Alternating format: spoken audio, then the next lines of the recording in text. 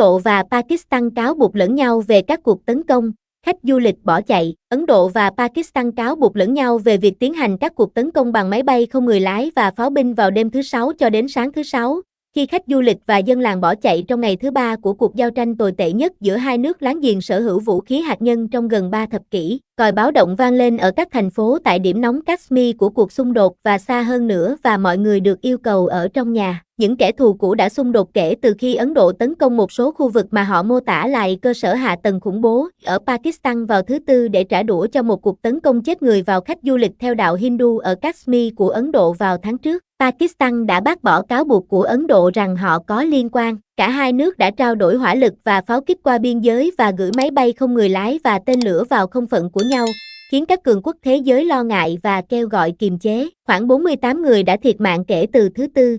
Theo ước tính, thương vong ở cả hai bên biên giới chưa được xác minh độc lập. Mối quan hệ giữa Ấn Độ và Pakistan đã căng thẳng kể từ khi giành được độc lập từ Anh vào năm 1947. Hai nước đã tiến hành 3 cuộc chiến tranh, hai trong số đó là chiến tranh Kashmir, và đã đụng độ nhiều lần. Lực lượng không quân Ấn Độ cho biết Pakistan đã sử dụng máy bay không người lái của Thổ Nhĩ Kỳ để tấn công 36 địa điểm ở phía Tây và Tây Bắc Ấn Độ, ở Kashmir và xa hơn nữa ở các tiểu bang giáp biên giới Pakistan cho đến tận rìa biển Ả Rập. Ấn Độ đã đáp trả bằng máy bay không người lái vào các mục tiêu ở Pakistan và phá hủy một hệ thống phòng không.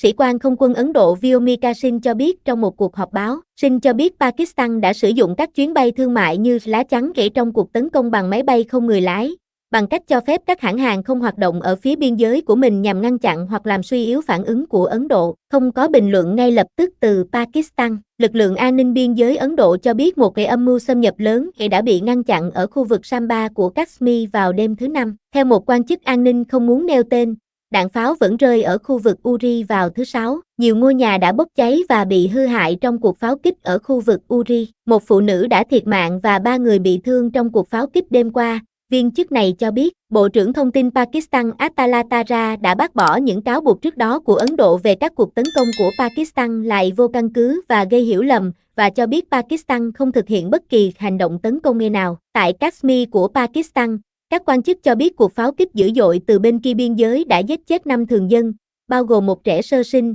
và làm bị thương 29 người khác vào sáng sớm thứ Sáu. Bộ Quốc phòng Ấn Độ đã không trả lời ngay lập tức yêu cầu bình luận. Cuộc giao tranh này là cuộc giao tranh đẫm máu nhất kể từ cuộc xung đột hạn chế giữa hai nước tại khu vực Kargil của Kashmir vào năm 1999. Tại Jammu, thủ phủ mùa đông của Kashmir thuộc Ấn Độ bị máy bay không người lái tấn công vào đêm thứ Năm.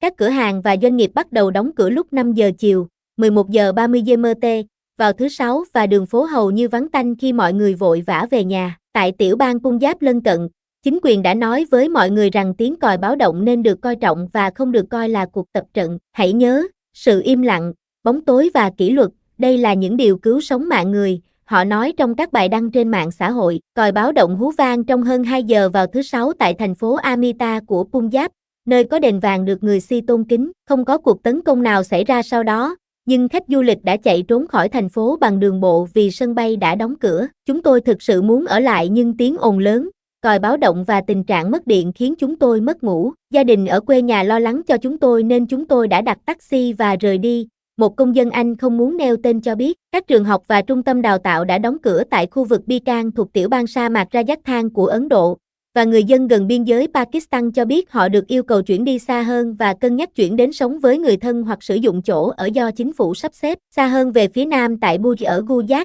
chính quyền cho biết xe buýt du lịch đã được giữ ở chế độ chờ trong trường hợp cần sơ tán người dân gần biên giới Pakistan. Tổng cục Vận tải biển Ấn Độ đã chỉ đạo tất cả các cảng, nhà ga và xưởng đóng tàu tăng cường an ninh, trong bối cảnh gây mối lo ngại ngày càng tăng về các mối đe dọa tiềm tàng.